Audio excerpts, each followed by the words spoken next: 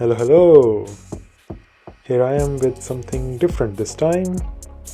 What you see is one of the two gnomes that were lying in my back garden when I moved to this house a couple of months back.